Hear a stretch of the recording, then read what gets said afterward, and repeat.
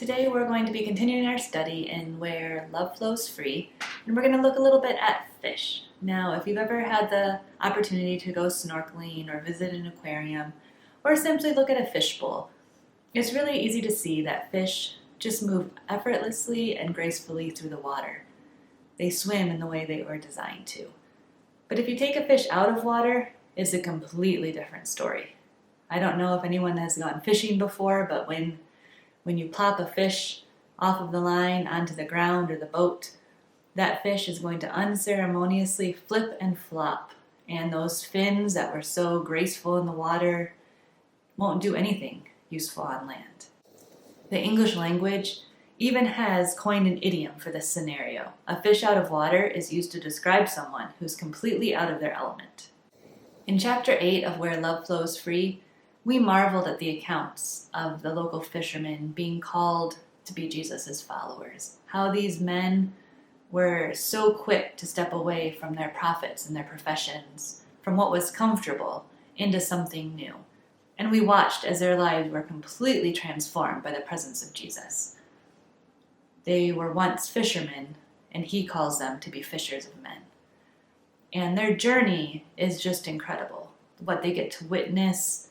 They see healings, they see the blind men see, they see dead raised. And all along, they are so looking forward to this kingdom that Jesus keeps promising. And there's no doubt in their minds that he's king. He's the Messiah. And at first, it seems like the momentum is following them. The whole city at one point is ready to come and make Jesus king by force. And probably for the disciples, that's a high point for them. They see everybody else is finally on board with all that we've been pouring into and we're excited about. But then the tide quickly changes, and it's devastating. Their king, their fearless leader, the one with all the miracles, is arrested. No longer is he the one calling the shots, but it seems like he's at the mercy of their enemies. And then it goes from bad to worse. Not only is he arrested, but he's hung on a cross. And you have to imagine that all of his followers who had seen all these miracles are waiting with bated breath. Like, is he going to do something phenomenal? Is another miracle going to happen? How is he going to get out of this? And they're waiting, and there's nothing. And then the Roman guards announce that he's dead. His body is taken down and put in a tomb. And it feels so hopeless. Everything that these men have worked for, that they've hoped in over these last few years, is gone. Let's pause for a moment and think about some other scenarios that we've seen that have some similarities. I know that when I was in high school, there was a religious leader who convinced all of these followers to quit their jobs and sell their houses and all their possessions and come and wait to be taken away. And I'm not really sure how he convinced them all, but they were convinced that on the tail of the Hale-Bopp comet there was going to be a spaceship. And as it approached, I'm assuming the leader knew that he was about to be called out as a fraud, but he convinced his followers to end their lives so that their spirits could be taken away by this spaceship. And it was a tragic, tragic circumstance, one of the largest mass suicides in the U.S. And he hasn't been the only one. There's been men and women who have announced when they know the world is ending, and they get people to act accordingly.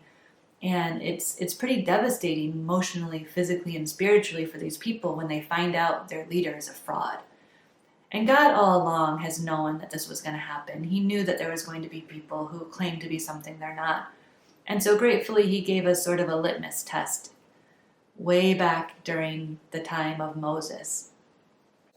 God warned his people and said that if what a prophet claims doesn't come true, that prophet's not from God and you have nothing to fear. And this is such a crucial point. So many of the things that we hear about in the news, about the last days, about prophets and kings and leaders, all of that fails God's litmus test at some point or another. Because we're human. But what's really cool as we jump back to the story of these fishermen, we're going to see that prophecies do hold true. Right now, though, the fishermen don't know that. They are still devastated. They feel like the rug has been pulled out from underneath them.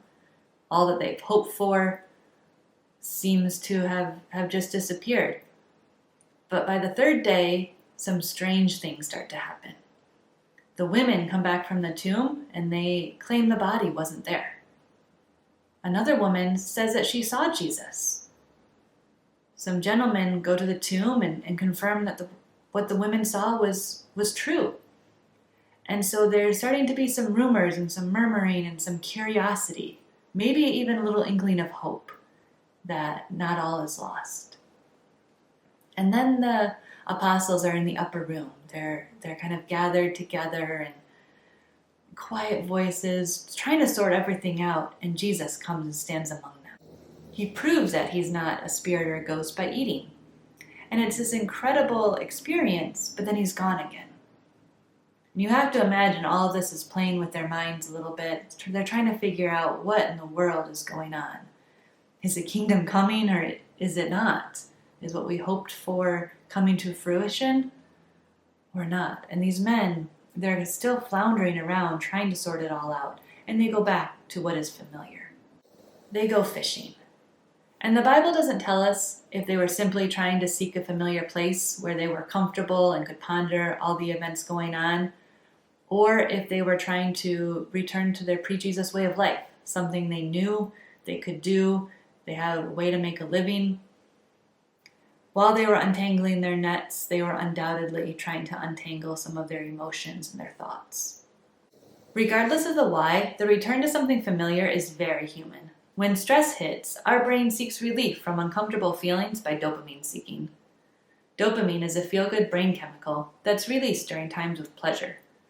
Food, sex, positive social interaction, and substances all release dopamine, which explains why so many struggle with emotional eating or other pleasure-driven, unhealthy habits. Thankfully, there are healthy ways to harness dopamine as well. Exercise, music, a healthy diet, cold showers, and prayer. So while these fishermen are out on the water in a place that's familiar, trying to seek some peace and some clarity, it's really comforting for me to know that in that midst of that struggle and that uncertainty, that's when Jesus shows up. He calls to them from the boat, "Hey children, don't you have any fish?" And they say no. He says, "Throw the net on the other side." And when they do, they get such a huge haul, they can't barely lift the nets. And at that moment, they know. It's the same thing he did to them the first time, and Peter cries out, "It's the Lord!" And you can only imagine the relief that flooded their hearts as they heard his voice and realized it was truly him. Just like Jesus originally called these men from their former profession into something new, he calls them once more. Over breakfast around a campfire, these men began to see what Jesus is calling them to is bigger than they ever imagined. Jesus instructs them to tend his sheep. And later, once Jesus ascends into heaven and sends the Helper, the Holy Spirit, everything starts to make sense. These men, galvanized with renewed intensity, they speak, teach, heal, and point the way to Jesus. And just like Jesus promised and all the prophecies predicted, Christ's kingdom is established in the form of the church. And that church spreads like wildfire throughout the world. And these men, these local fishermen who were called out of their old lives into something new, their legacy lives on, not because they were the world's best fishermen, but because they were willing to let God use their talents in a way that's more lasting, more eternal.